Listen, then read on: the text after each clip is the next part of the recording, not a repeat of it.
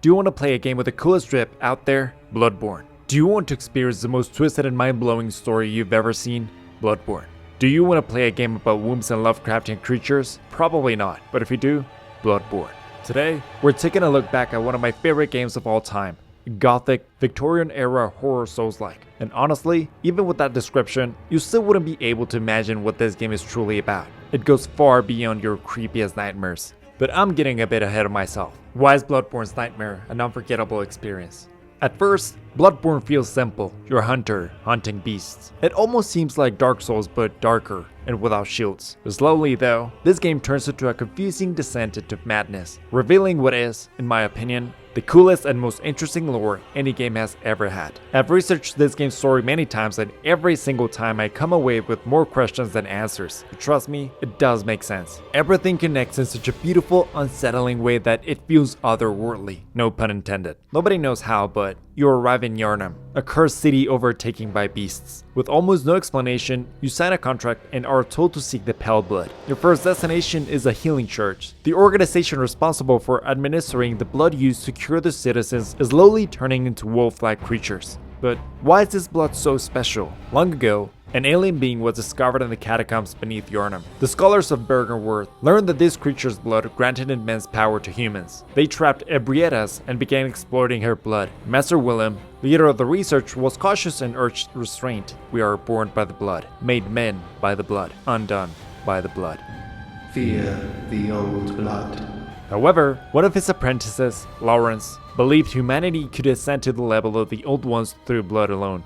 Ignoring his master's warnings, he founded the healing church. What they didn't realize was that the old blood had horrifying side effects. This mistake led to the Beasley's courage, and that's why Yharnam has descended into madness. To contain the disaster he helped create, Lawrence had hunters to slaughter the beasts. Gehrman became the first hunter, joined by others such as Lady Maria, a noble woman from Kinehurst Castle, whom Gehrman fell in love with, and Ludwig, the church's most devoted follower. The more faithful they were, the more monstrous their fate became, and that's just scratching the surface. As you defeat monsters and gain insight, you begin to see beyond human perception. I'll never forget the first time that I noticed the amygdala clinging to a building. That thing that grabbed you earlier, it wasn't a bug. It was there all along, hidden in plain sight. In Bloodborne, nothing exists without a reason. Every enemy, every detail has meaning.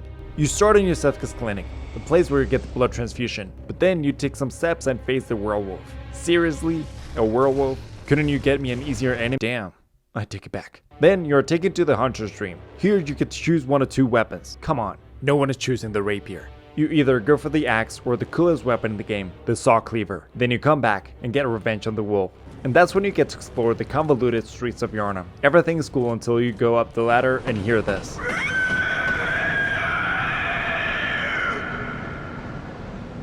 Yharnam is awesome. It is the darkest place you could be in, but it is beautiful. The Victorian architecture is gorgeous, and the levels are phenomenal. You can get lost in the sewers and slowly get to see how messed up the city really is. This is where you really get to experience how goated the atmosphere in Bloodborne is. This game has the best atmosphere in any Souls game, period.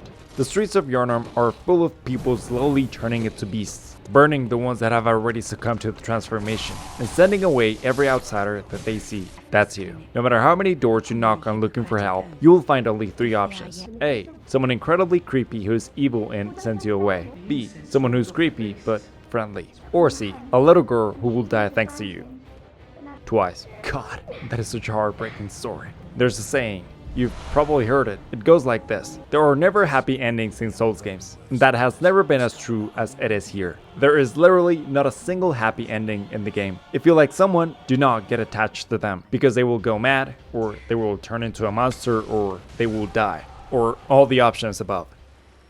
Yharnam is dark, terrifying, and strangely beautiful. The Victorian architecture is stunning, and the level design is phenomenal. As you progress through the game, the phases of the moon change too. This adds another layer to the amazing city because you get to see the previous explored locations in a different light. To top it off, once you get enough insight, you get to see some secrets that you hadn't before, like cosmic creatures hanging on the walls of the chapel. Even the enemies change their appearance and become harder. more disturbing and creepier. It's just peak design. Yharnam is incredible. The city not only looks cool and has that amazing atmosphere, but it is also complex in its level design. One of my favorite experiences in gaming is getting lost in the convoluted streets of the city, where you can hear every step because of the cobblestone, how they use the lighting, mist effects, enemy placement, and more elements to create that sensation of anxiety. The visual consistency you get throughout this game is unbelievable. It never changes that dark, gothic, artistic tone that it is going for, yet it never feels repetitive or boring. The locations are incredibly varied. You have Central Yharnam.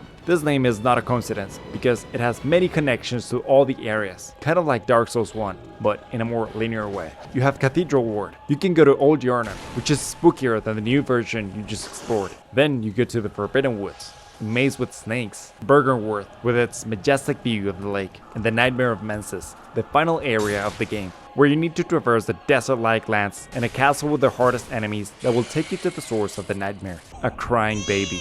You also have some amazing areas that are not even necessary, like Hemwick Channeling, the outskirts of the city, Upper Cathedral Ward, where Abridas, the daughter of the cosmos, is being held captive, and Canehurst Castle, the royal snow palace of the old nobles, where you can face Martyr Logarius and find the Queen of the Vile Bloods. Seriously, the level design in Bloodborne is peak. It might not be as interconnected as the Dark Souls 1 map, but the actual levels are amazing, unlike some of the areas in Dark Souls. I'm looking at you, Tomb of the Giants and Lost Izalith. This game is brutal. The gameplay in Bloodborne is fast-paced. You're a hunter, you're aggressive. You're not defending yourself or trying to survive, you're killing prey. It also has a rally mechanic that just incentivizes you to be up close and personal. You don't have a shield to protect yourself, you have a gun. This gun is not meant for long range. Its purpose is to stop your prey's attack at the last second and deal immense damage with your weapon. And oh god, the weapons. Bloodborne took a different approach with weapons. In Dark Souls, you can find 50 variations of the same sword with the same movement, but with differences in stats. In Bloodborne, every weapon is, first of all, insanely cool looking. Seriously, look at that. Is that a wheel? Is that a pizza cutter? I don't care, it just looks awesome. And no, they're objects that's specifically made to kill your prey, and the design doesn't stop there. You see, they're called trick weapons because every single weapon has the ability to change its form and cover another area where it's weak.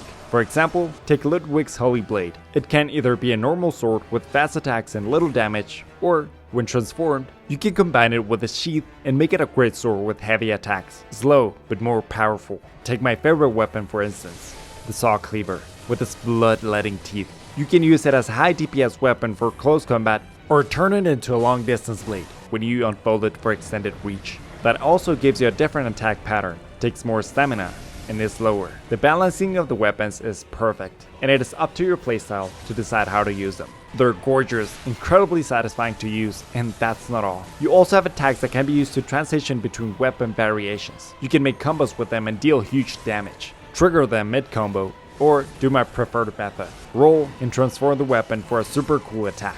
By the way, rolling in this game is not usual. You know how it is a must in these games? Nonetheless, this is where we can find another approach in Bloodborne's design, because you dash instead of rolling. It's a quick step that is useful to close distances and evade enemy attacks. It might seem similar when you describe it like that, but in gameplay, there's a big difference. Since you're faster, you can attack as soon as you finish your dash, and you can close gaps super quickly. We can find yet another difference in the healing system. You don't have flasks here. Instead, you're given blood vials. You can carry a total of 20, which sounds great, but you need to farm them. This might be the only complaint that I have with this game, because the enemies rarely drop them, and you will inevitably need to farm them at some point, which is incredibly annoying, especially in the early game, when you have just started and don't have any reserve in case you get stuck in an area. The problem doesn't stop there, because to farm them, you need the enemies to respawn, which can only be triggered by traveling to the Hunter's Dream and then go back to the place where the enemies are. You cannot simply rest at the lanterns, and there's no fast travel between them, which is really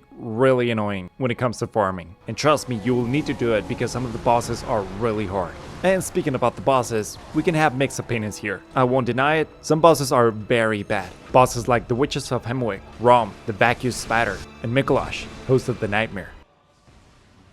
I hate you. But putting those aside, you can find some of the coolest fights in the series. Fights like Father Gascoigne, a hunter of the church who slowly succumbed to the bloodlust and killed his own wife, Viola. He's the father of the little girls that you met before, and you have to kill him when he transforms into a beast. All of the fights are similar in style since you fight beasts, but their designs are so good that you really feel like you're fighting a plague that is infecting the entire city. Not to mention that all of them are accompanied by intense, creepy, and awesome soundtracks. Seriously, some of the fights are so good. How could you forget the first time that you see the cleric beast jumping onto the bridge, the Bloodstar beast charging toward you, the Chromelia and her creepy transformation, the triple fight with the shadows of Yharnam.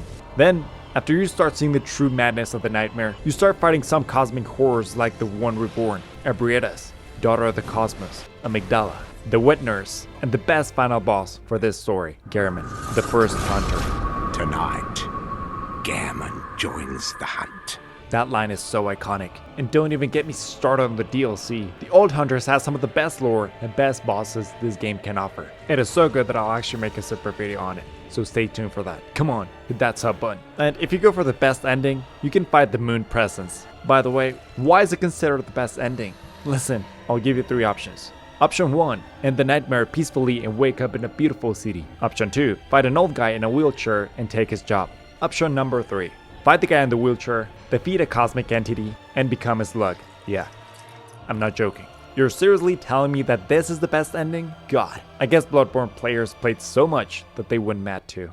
Bloodborne isn't just a game, it's an experience that lingers long after the credits roll. It takes the foundations of the Dark Souls formula and reshapes them into something faster, more aggressive, and infinitely more unsettling. Every mechanic reinforces its themes. The relentless combat mirrors the hunt, the lack of shields forces you forward, and the insight system literally punishes curiosity by revealing truths humanity was never meant to see. What truly elevates Bloodborne is how perfectly its elements work together. The oppressive atmosphere, the haunting soundtrack, the grotesque enemy designs, and the fragmented storytelling all serve the same purpose: to make you feel small, confused, and insignificant in a world ruled by forces far beyond human understanding. Yharnam feels dead, cursed, and decaying. By the time you understand what's really happening, it's already far too late to turn back. Its flaws, like farming blood vials or a handful of weaker bosses, fade into the background when compared to what the game accomplishes as a whole. The highs are simply too high. The boss fights that work are among the best From Software has ever created. The level design is consistently brilliant, and the lore is so deep that players are still debating its meanings years later. And maybe that's the most impressive part. Bloodborne doesn't explain itself. It trusts the player to pay attention, to piece things together, and to accept that some answers will always remain out of reach. It's a game about obsession, forbidden knowledge, and the cost of reaching beyond our limits. And fittingly, the deeper you dive, the more unsettling it becomes. Bloodborne is so special to me and one of my favorite games of all time. For me, this game stands as one of the greatest games ever made, because even with its flaws, it reaches perfection. Because it's bold, it commits fully to its vision and never compromises it. It dares to be cruel, confusing, and horrifying, and in doing so, it creates something unforgettable. So, if you're willing to embrace the madness, to hunt the beasts, and to stare into the cosmos knowing it will stare back, Yharnam is waiting for you. And that's why Bloodborne is an unforgettable experience. Thank you so much for watching. Let me know down in the comments your thoughts on Bloodborne. I'd love to read them. And don't forget to like and sub to help the channel. It would mean the world to me. I am the Valley Knight, and I'll see you in the next video.